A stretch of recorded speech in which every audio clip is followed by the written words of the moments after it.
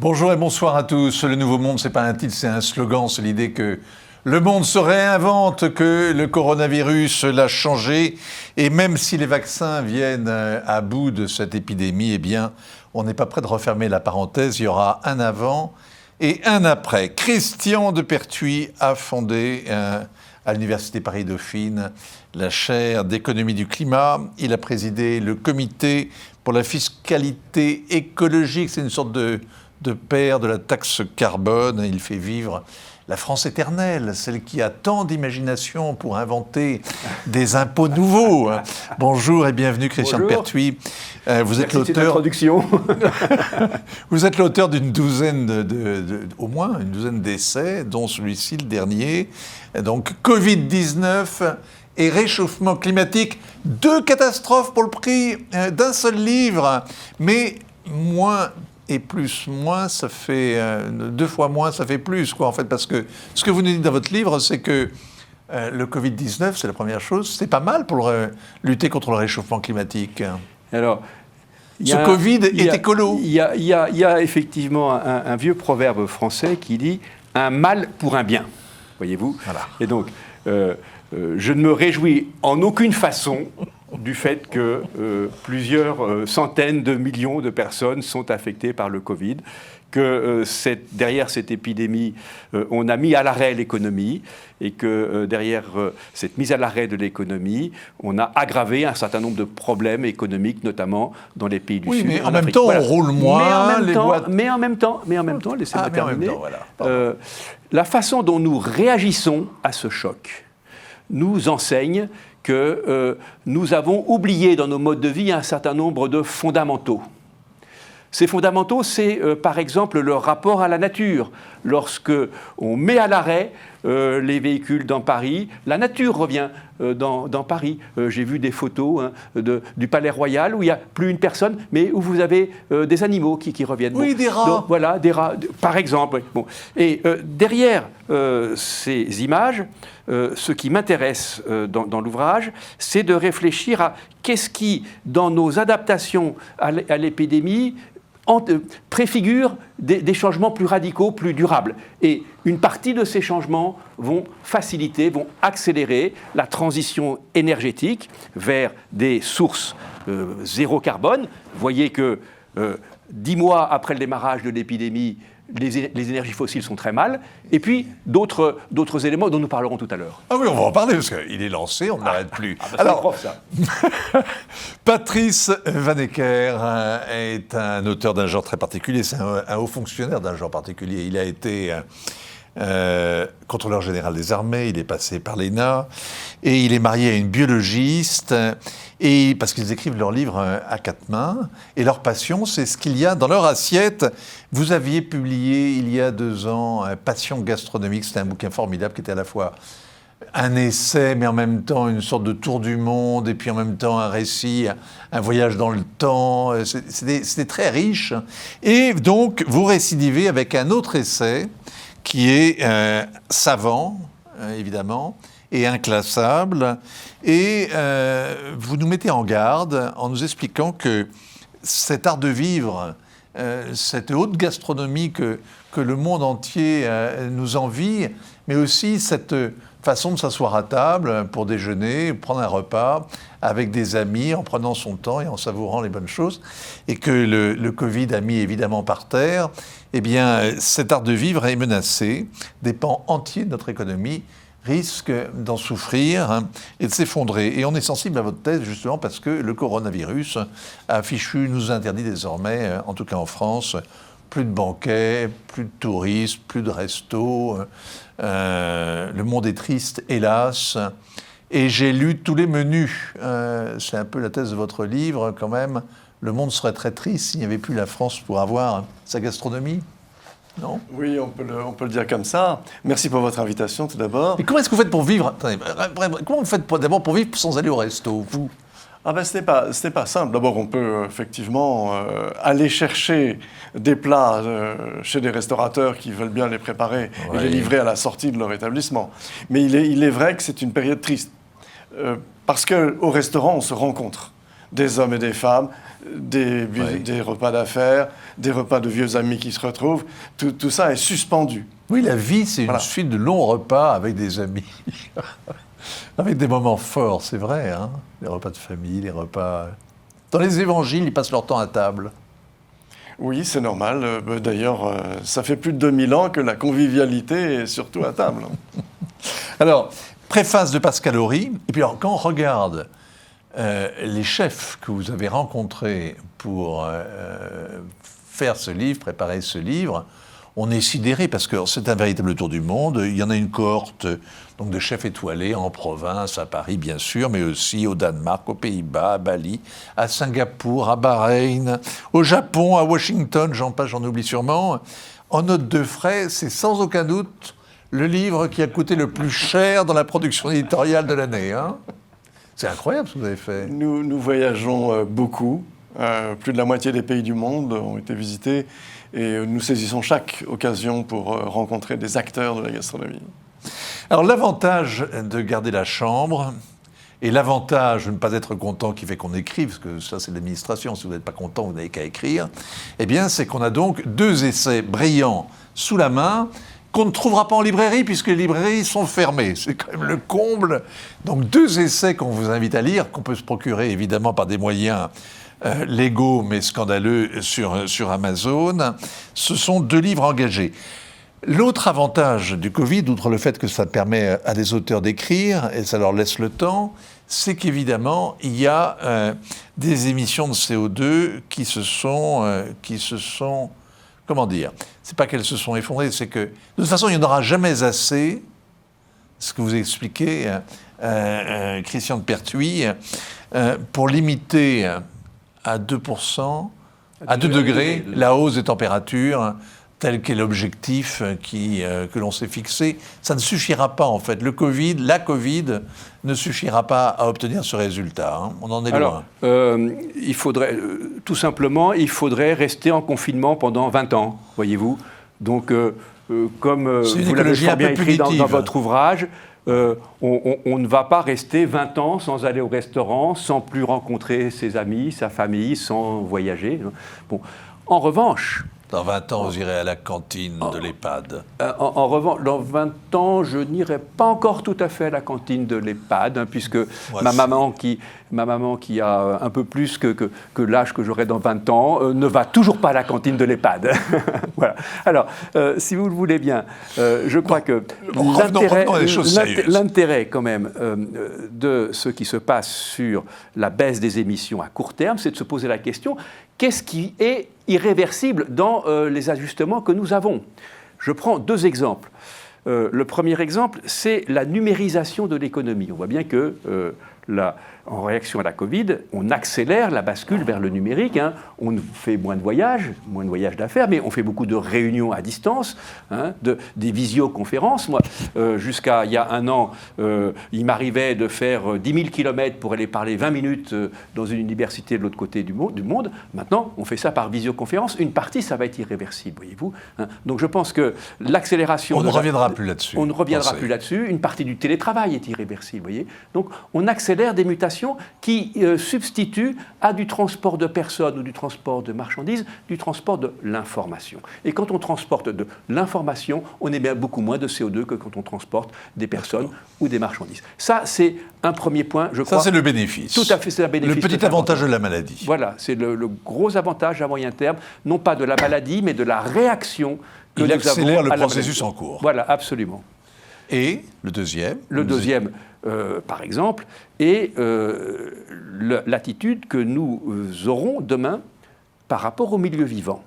Lorsqu'on interroge les scientifiques sur l'origine de la maladie, on voit bien que le coronavirus, comme Ebola, comme les grippes asiatiques, toutes ces nouvelles maladies épidémiques proviennent du monde animal et la façon dont nous traitons la nature, dont nous détruisons un certain nombre d'écosystèmes sauvages, la façon dont nous développons des élevages intensifs de façon tout à fait inconsidérée, accentue le risque de propagation du milieu animal vers les sociétés humaines. Bon, vous avez conscience qu'il y a quand même un petit doute sur l'histoire du pangolin. Il y a un petit doute sur le pangolin, bien évidemment, mais l'émergence des maladies, des nouvelles maladies infectieuses, est provoquée très largement par la destruction des milieux naturels et par l'extension des élevages intensifs. Vous mettez en cause le comportement invasif du prédateur humain. Absolument. Et c'est la raison pour laquelle, vis-à-vis de ces risques liés à l'écologie, le virus, c'est nous. Et donc on ne trouvera pas un vaccin pour nous protéger contre ces Non seulement attaques. Il faut se réjouir du choc mondial, mais en plus c'est une punition que nous avons méritée. C'est pas une punition que nous avons méritée, un châtiment divin. C'est un signal d'alarme qui doit accélérer notre mutation vers des pratiques beaucoup plus respectueuses de la multitude des autres êtres vivants qui forment les écosystèmes.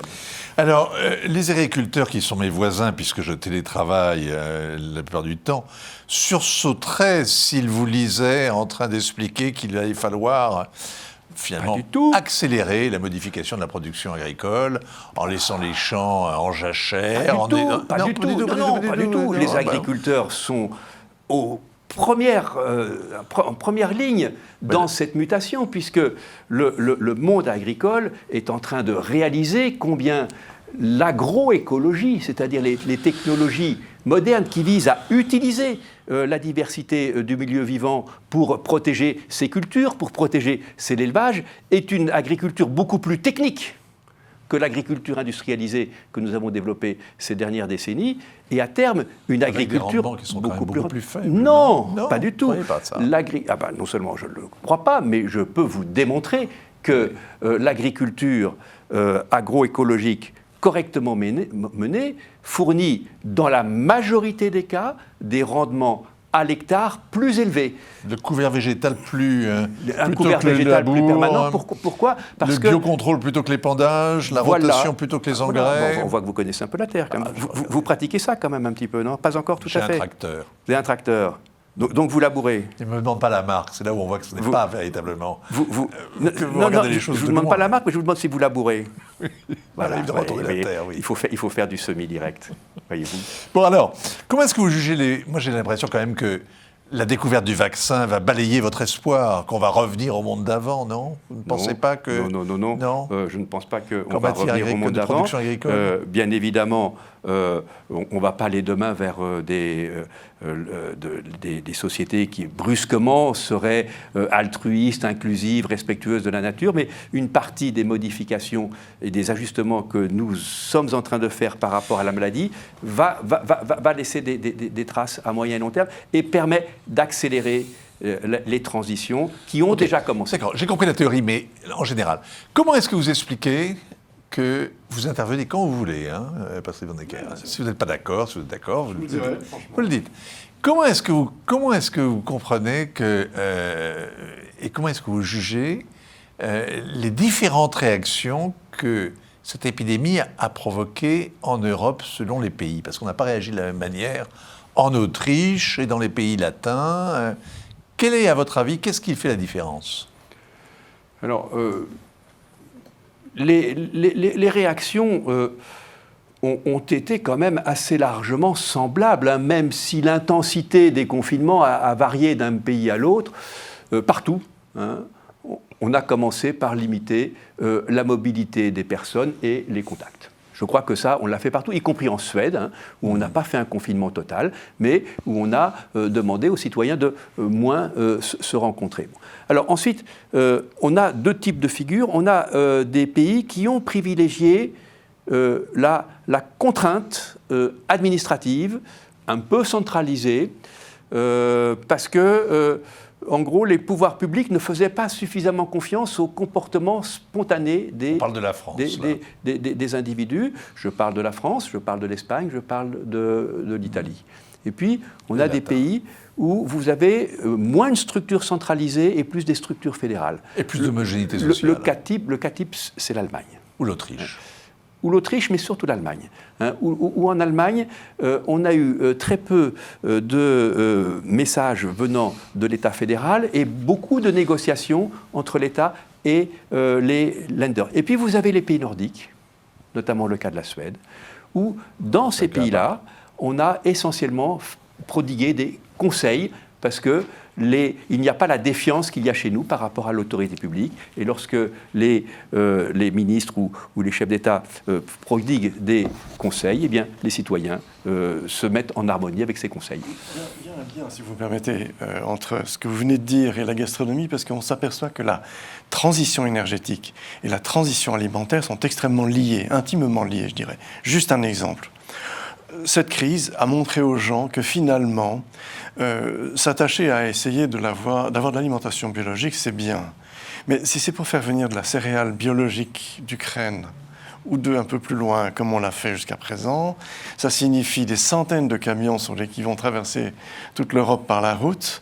Et ça, en termes de développement durable, ce n'est pas raisonnable. Et donc, on s'aperçoit que les Européens commencent à réfléchir, s'intéressent à ce qu'il y a dans l'assiette, veulent savoir comment ça a été produit, où ça a été produit, dans quelles conditions. Et ça, je pense que c'est un changement durable. Alors, c'est intéressant parce qu'on pourrait imaginer qu'il y a ici un représentant d'une écologie punitive. Moins ça va, mieux ça va, finalement, pourrait-on dire. Non, je vous caricature un peu, je reconnais. Et en face, quelqu'un qui représenterait la jouissance, les plaisirs à table et le bonheur. Mais en fait, c'est pas exactement ça, c'est même pas du tout ça. Vous, ce qui est frappant, c'est que finalement, vous êtes un partisan d'une forme de souverainisme gustatif, une sorte alors, vous mettez en avant le fait qu'il y a des choses qui doivent échapper à la loi du marché. Hein. Vous citez Emmanuel Macron là-dessus. Et l'alimentation, pour vous, doit être... effectivement, on doit être souverain en la matière et cesser d'importer fruits et légumes. Combien? La moitié de ce qui est consommé en France en fruits et légumes vient de l'étranger? Oui, c'est exact. Mais ça ne veut pas dire souverainisme absolu. Cela veut dire retrouver un sens à ce que l'on fait et ne pas sacrifier nos agriculteurs. Il ne faut pas oublier que les agriculteurs français représentent le corps socio-professionnel qui a subi le plus grand plan social de l'histoire de France, en tout cas depuis 1945. 5 millions d'emplois supprimés. C'est quand même colossal.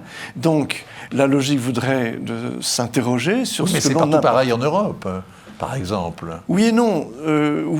Et on est les seuls à avoir gardé une agriculture puissante, non? Oui, c'est exact. Mais il n'empêche qu'il y a sûrement des progrès à faire grâce à la technologie. Mais il est certain qu'on a intérêt à regarder de près ce que l'on produit, tout simplement parce que les agriculteurs représentent une part essentielle de la France. Il n'y a qu'à survoler le pays avec n'importe quel aéronef, on s'aperçoit tout de suite que c'est un pays agricole. C'est un jardin quand on regarde du haut du ciel, disait Mitterrand, mais franchement, très sérieusement... c'est pas du tout la France high-tech, ça, c'est pas du tout... non, mais ce que disait mon voisin, c'est qu'on introduit dans un champ traditionnel de la haute technologie. Et ça me semble rationnel, souhaitable, d'autant plus qu'il ne faut pas oublier qu'on importe de l'Europe, mais aussi du reste du monde, un certain nombre de produits alimentaires qui ne sont pas soumis aux mêmes normes. D'accord. Et la dégradation est celle qu'on impose aux producteurs français. Cette dégradation, parce que vous chiffrez à un moment à 1 milliard d'euros par an, ce qui paraît considérable, c'est une dégradation, c'est un processus qui s'est amorcé quand? C'est une perte d'opportunité qui s'est amorcée il y a une vingtaine d'années. Et l'explication que l'on entend souvent, à savoir des rémunérations et charges sociales élevées, ne me semble pas satisfaisant. Parce que quand on regarde les succès de l'agriculture en Allemagne, de l'agriculture aux Pays-Bas, qui exportent massivement malgré leur salaire élevé, ce n'est pas la seule explication. Il y a d'autres explications, il faut les chercher. Christian de Pertuis. Oui, moi je partage en partie ce qui vient d'être dit, avec quelques nuances. C'est que vous avez des secteurs de l'agriculture qui se sont remarquablement adaptés et qui sont de très gros exportateurs, par exemple dans les vins et spiritueux. Donc tout dépend un peu des domaines. Je crois que le gros problème de l'adaptation de l'agriculture, c'est qu'on a eu une mise en concurrence tout à fait exacerbée et une course à la taille avec des mécanismes économiques qui se sont greffés du monde industriel dans le monde agricole. Donc on a reproduit des techniques agro-industrielles qui, à mon avis, sont non seulement néfastes pour l'environnement, non seulement néfastes pour ce qui arrive dans notre assiette, mais aussi néfaste pour les producteurs agricoles eux-mêmes, qui sont devant des obligations de constituer beaucoup de capital, beaucoup d'endettement, beaucoup d'achats d'intrants chimiques qui coûtent très cher et qui, de coup, deviennent très vulnérables dans la compétition. La food tech. Oui, en partie. C'est une partie, effectivement, de la food tech. Mais il faut faire très attention aux statistiques parce qu'on peut regarder l'exportation des vins et spiritueux, par exemple. On va trouver que le secteur exporte, disons, dans un taux de croissance de 2 ou 3% par an, et on va s'en réjouir. Sauf que si le marché, lui, il croît de 6 ou 7% par an, ça veut dire que nos concurrents exportent mieux. Et il faut se demander dans quelles conditions techniques ils exportent mieux. Alors, il y a une chose que je trouvais très frappante dans vos écrits, c'est que vous dites qu'à un moment, la gastronomie est devenue une sorte de ciment national, finalement, à l'instar de ce qu'était autrefois le service national. Alors, on disait toujours que le moral du régiment était au fond de la gamelle. Vous pensez que le sentiment d'appartenance est au fond de l'assiette, hein ? Oui, très, très largement. Quand on interroge les Français, ils vous répondront que ce dont ils sont le plus fiers, avant la mode, avant les avions, les Airbus et autres fusées aériennes, c'est la gastronomie. La gastronomie, c'est vraiment ce qui relie tous les Français entre eux, quelle que soit leur origine sociale ou géographique. Et quand on regarde les statistiques, on voit que la France est le pays qui se singularise en Europe pour être celui où on consomme le plus de McDo. Oui, alors ça, c'est un paradoxe français. Parce que les Français ont moins de temps à passer à table.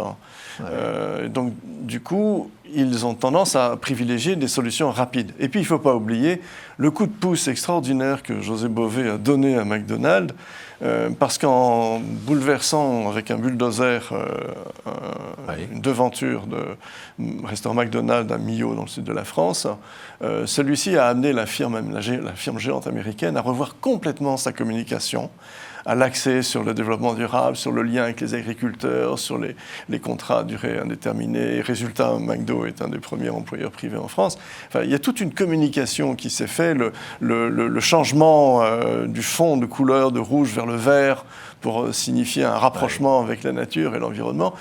Tout ça, si vous voulez, c'est pas que José Bové, bien sûr. Mais en tout cas, José Bové a donné un sacré coup de pouce à McDonald's. Décidément, d'un mal peut sortir un bien, c'est la morale de cette émission et qui se vérifie à chaque fois. J'ai vu que IATA, cette semaine,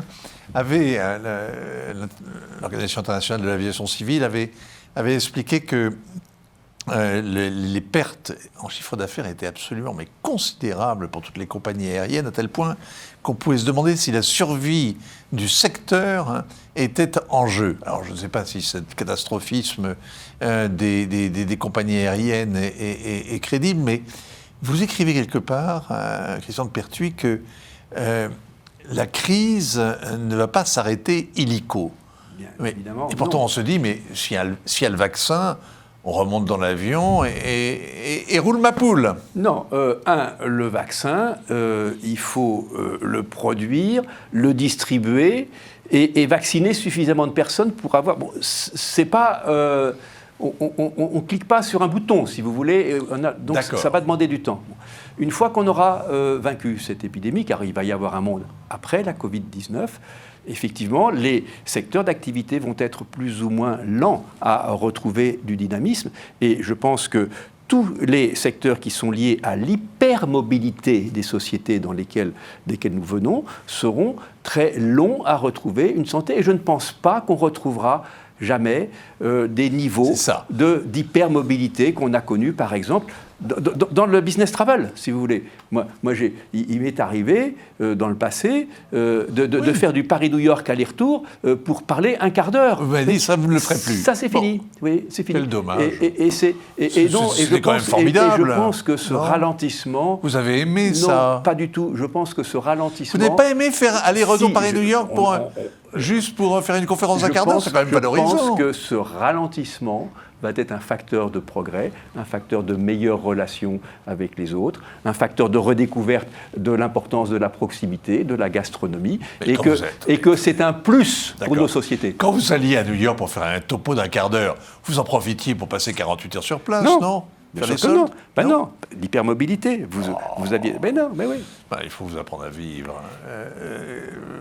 Vivre, c'est pas l'hypermobilité. Est-ce que les restaurants qui ont fermé, qui sont tous menacés de faillite, par exemple en France, vous pensez qu'ils vont pouvoir redémarrer? Est-ce que vous pensez qu'il y aura un rebond dans la restauration? Ou est-ce que ce qui est perdu et ne se retrouvera jamais? Mais le rebond, si vous voulez, quand on parle de l'industrie automobile, il est clair qu'il y aura un rebond parce que les gens qui n'ont pas pu aller commander leur voiture, ils finiront par l'acheter. Bon. Quand vous n'avez pas mangé au restaurant pendant 6 mois, vous n'allez pas manger au restaurant 5 fois par jour pour rattraper. Donc non, forcément, mais ce rebond... Vous allez tenter d'y aller davantage, de sortir plus. Là, nous sommes tout à fait d'accord. Mais il y a... Alors, c'est difficile à chiffrer dès maintenant, mais entre un tiers et la moitié des restaurants qui vont fermer définitivement. Parce que l'endettement sera trop fort. Le prêt garanti par l'État, il faudra le rembourser. Ce ne sont pas les meilleurs qui vont survivre, forcément. Alors ça, c'est un autre sujet.